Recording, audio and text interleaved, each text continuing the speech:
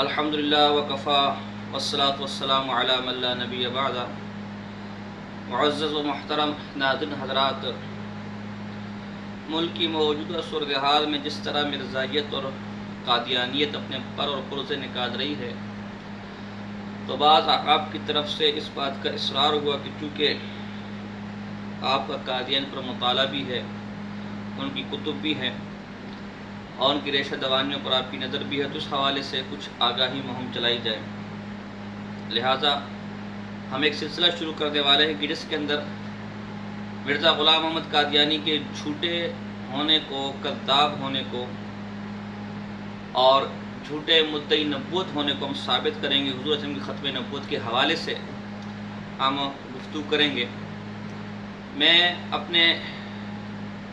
ये जो हमारे मुल्क में या बैरून मुल्क जो मिर्ज़ाई हज़रात जो अपने आप को अहमदी कहते हैं, उनसे इंतहाई दर्द दिल के साथ गुजारिश करूँगा कि आप बराह करम जो सबूत मैं दूँ उसे आप ख़ुद अपनी कुतुब में चेक करें कि आया वाक़तन मैंने उसको सही पेश किया, सच कहा या नहीं, और फिर ख़ुद ही फ़ैसला करें कि आया ये जो गुफ्तगू हम कर रहे हैं और जो मिर्ज़ा ग़ुलाम अहमद कादियानी के झूठे होने को हम साबित कर रहे हैं, ये आया वाक़तन दुरुस्त है या नहीं। उसके बाद चूँकि आपने मरना है, क़ब्र में जवाब देने, अल्लाह के सामने पेश होना है, इसका फ़ैसला आप ख़ुद करेंगे कि एक झूठे के साथ रहना ये मेरी आखिरत संवारने के लिए ज़रूरी है, ये हुज़ूर अलैहिस्सलाम की ख़त्म नबूवत पर ईमान लाकर उनके साथ आखिरत में मेरा नाम होगा, मेरा साथ होगा। मैं इस सिलसिले में मिर्ज़ा ग़ुलाम अहमद कादियानी अपनी किताब रूहानी ख़ज़ाइन जिल्द नंबर 17 सफ़ा नंबर 461 पर लिखते हैं कि अगर मेरी 100 पेशन गोइयों में से एक भी, उसका जो मफ़हूम बनता है, हवाला आपके सामने आ रहा होगा, असल इबारत आप खुद देख लें, अगर मेरी 100 पेशन गोइयों में से एक भी झूठी निकलती है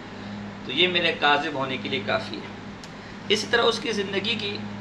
आखिरी किताब है चश्मा मारिफत, ये हमारे सामने मौजूद है। इसका सफ़ा नंबर 231 है। सफ़ा नंबर 231 पे वो लिखते हैं कि ज़ाहिर है कि जब एक बात में कोई झूठा साबित हो जाए तो फिर दूसरी बातों में भी उस पर एतबार नहीं रहता। इसी तरह मिर्ज़ा ग़ुलाम अहमद कादियानी के बेटे मिर्ज़ा बशीरुद्दीन की किताब है दावतुल अमीर के जो रब्बा से, जो हमारे पास एडिशन है वो रब्बा से शाये हुई है, इसमें इसने अपने अब्बा जान मिर्ज़ा ग़ुलाम अहमद कादियानी को सच्चा साबित करने की जो 10वीं दलील दी वो इनकी पेशन गोइयाँ हैं। यानी अगर मेरे अब्बा झूठे होते तो उनकी पेशन गोइयाँ कभी भी सच साबित न होती। और इसी में लिखा है कि झूठे नबी की अलामत है कि जो बात वो अल्लाह की तरफ से कहे वो पूरी न हो। ये सफ़ा नंबर है 197। तो इनके अपने बेटे ने इस बात को तस्लीम किया है कि ये झूठे आदमी की अलामत है कि जो अल्लाह की तरफ से जो बात उससे मिले वो पूरी ना हो, ये उसके झूठे होने की दलील है। अब देखें, ये मेरे पास अस्हाबे अहमद है, इसकी जिल्द नंबर 13वीं है, जिल्द नंबर 13वीं है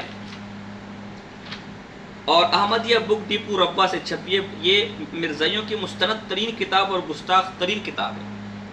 अस्हाबे अहमद से मुराद मिर्ज़ा ग़ुलाम अहमद कादियानी के जो साथी हैं जिनकी ज़िंदगी में उनके हाथ पर बैत हुए, उन्हें ये अहमदी हज़रत मिर्ज़ाई हज़रत सहाबी कहते हैं। तो माज़अल्लाह यानी ये इनके सहाबा, और अंदर लिखा हुआ है कि सहाबा के हालात वाक़यात वग़ैरह तफ़सील। तो इंतहाई दिल आज़ार इस किताब का उन्वान है। सफ़ा नंबर 23, उसके बारे में सफ़ा नंबर 23 पे लिखते हैं हाफिज़ हामिद अली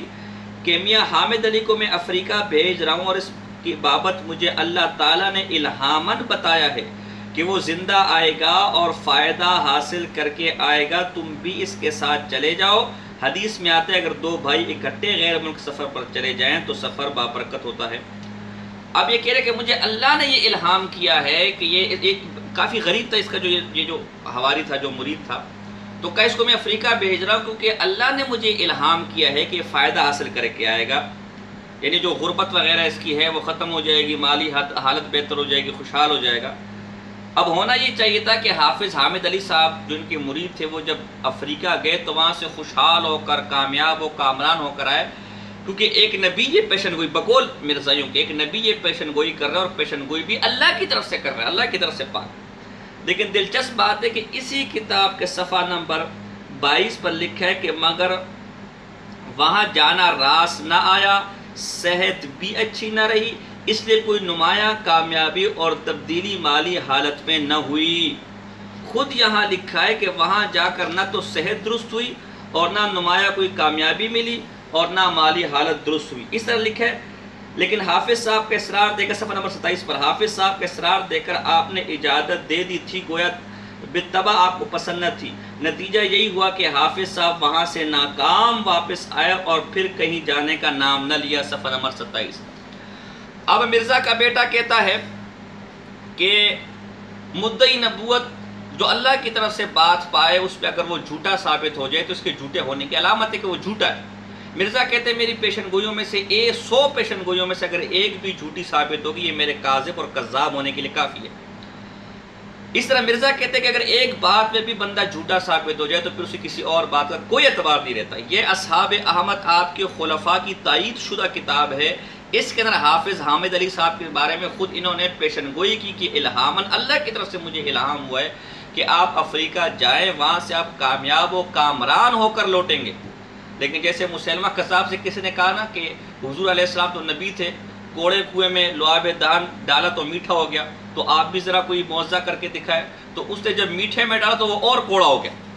تو بجائے اس صاحب کے مالی حالات کیا ٹھیک ہوتے، وہاں صحت بھی برباد ہو گئی، وہاں رہنا بھی راس نہ آیا، اور نتیجہ ہے کہ ناکام و ناکامیاب و نامراد لوٹے، اور ایسے ناکام و نامراد لوٹے کہ پھر کبھی کہیں اور جانے کا سوچا بھی نہیں۔ تو میں سمجھتا ہوں خود